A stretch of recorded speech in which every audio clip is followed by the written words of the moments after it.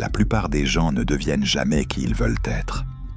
Pas parce qu'ils en sont incapables, mais parce qu'ils vivent en pilote automatique. Chaque jour ressemble au précédent, et ça finit par paraître normal. Tu t'adaptes, tu t'habitues, tu t'excuses, et un jour, tu réalises que ta vie n'est pas vraiment la tienne.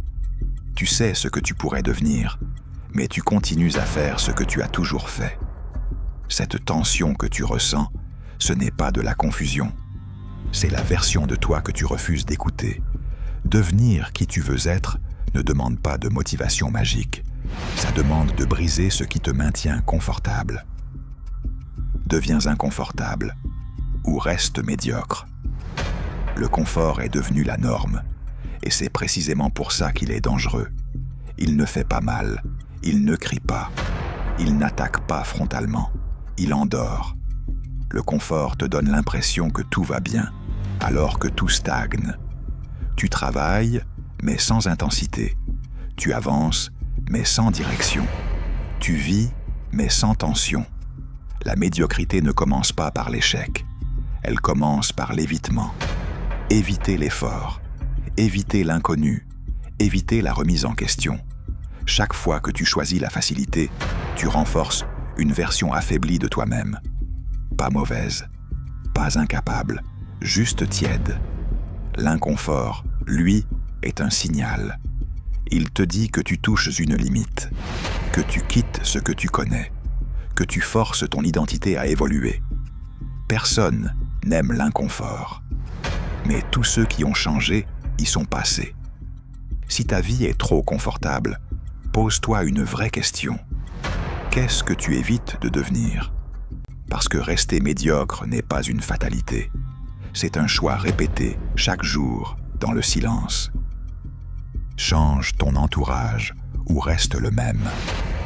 Tu peux mentir aux autres, mais tu ne peux pas mentir à ton environnement. L'entourage façonne ton comportement plus que ta volonté. Les conversations que tu entends, les normes que tu observes, les limites que tu vois accepter. Si autour de toi, personne ne se discipline, personne ne progresse, personne ne vise plus haut, alors rester différent devient épuisant. Au début, tu résistes, puis tu t'adaptes, puis tu t'expliques, puis tu t'excuses. Tu commences à réduire tes ambitions pour ne pas déranger, à justifier ton immobilisme pour rester accepté, à appeler ça de la loyauté, alors que c'est de la peur. Changer d'entourage est inconfortable, tu perds des repères, tu te sens en retard, moins compétent, moins légitime. Mais c'est exactement ce qui déclenche la croissance. Rester avec les mêmes personnes te garantit une chose, rester la même personne. Les gens qui avancent ne te motivent pas, ils te mettent mal à l'aise. Et cet inconfort est un cadeau. La discipline bat la motivation, toujours. La motivation est surestimée. Elle est émotionnelle, instable, conditionnelle.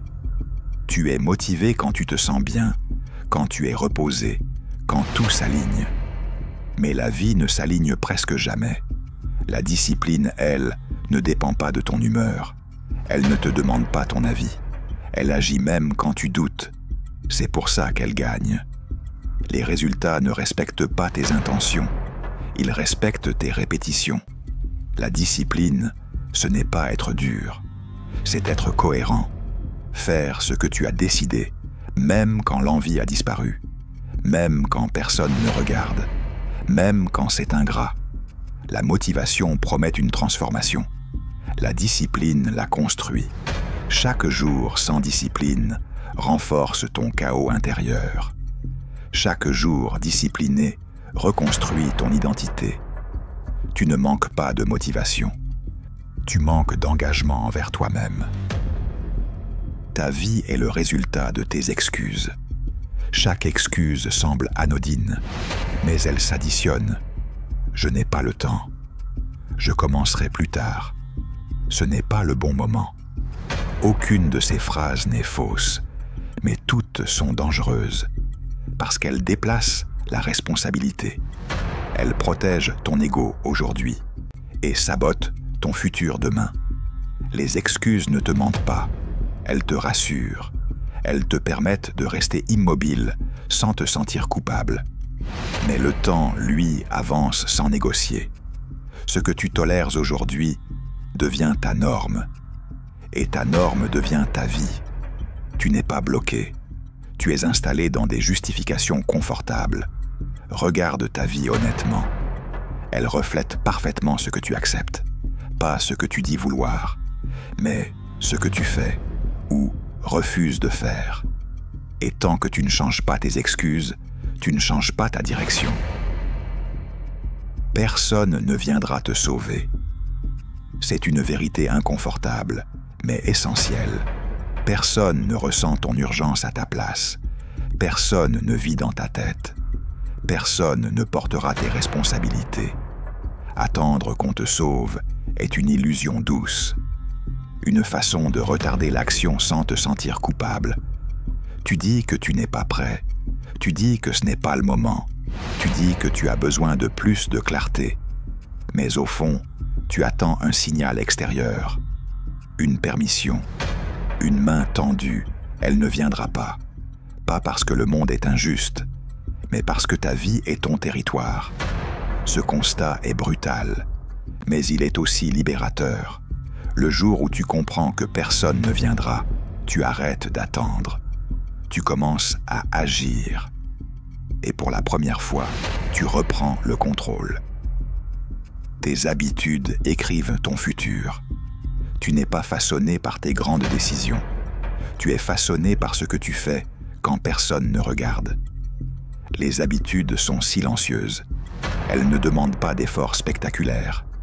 Elles s'installent dans la répétition banale. Chaque jour, tu écris une ligne de ton futur sans t'en rendre compte.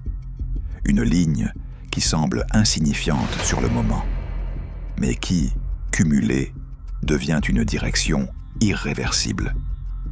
Tu penses encore que ton futur se jouera plus tard, dans une décision importante, un déclic, un événement marquant. C'est faux. Ton futur se décide dans des gestes minuscules. Te lever quand le réveil sonne, ouvrir ton téléphone au lieu de ton carnet, repousser une action de 5 minutes. Les habitudes ne te demandent pas ton ambition.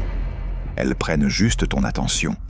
Si tes habitudes sont faibles, ton futur sera fragile.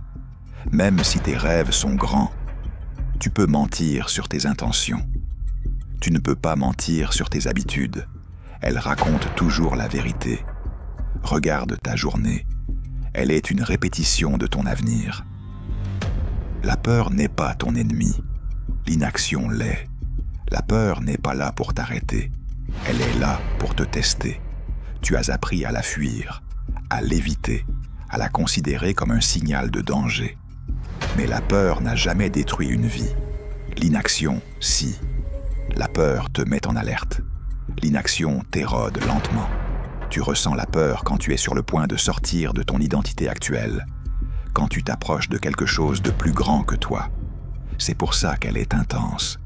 L'inaction, elle, est confortable.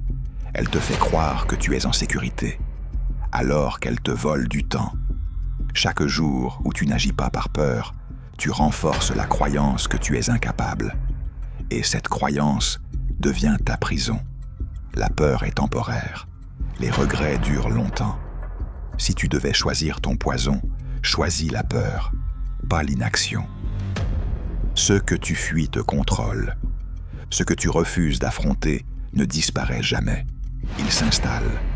Tu penses éviter un inconfort, mais tu construis une domination silencieuse. Ce que tu fuis commence à décider à ta place. Tes choix, tes limites, tes excuses. Tu évites une conversation difficile. Elle devient une tension permanente. Tu évites une décision importante. Elle se transforme en anxiété diffuse. Plus tu fuis, plus le contrôle se déplace. De toi vers ta peur. Le paradoxe est cruel. Ce que tu affrontes perd de son pouvoir. Ce que tu évites grandit. Ta liberté commence là où tu regardes en face ce que tu préfères ignorer.